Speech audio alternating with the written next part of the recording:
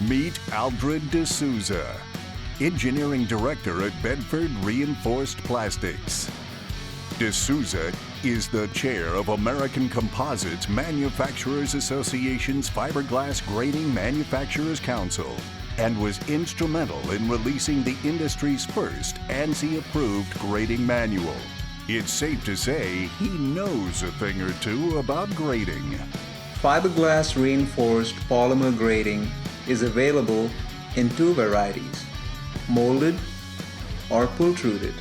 Pultruded grating is stiffer and stronger than molded grating, but molded grating is more flexible, corrosion resistant, and impact resistant than pultruded grating.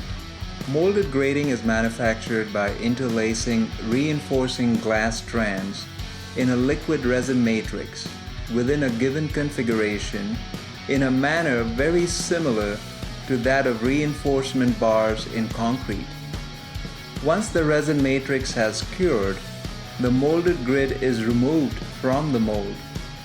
Molded grating has generally 25 to 35% by total weight of fiberglass reinforcement.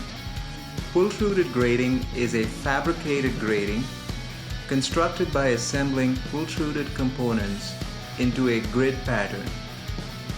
The primary pultruded component, usually of an I or T cross-section, forms the load-bearing member. Perpendicular in direction to the primary element is a secondary element, the crossbar, which is usually a solid rod.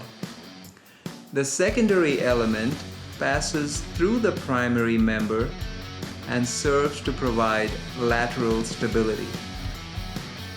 Pultruded grating has 60% or greater by total weight of fiberglass reinforcement.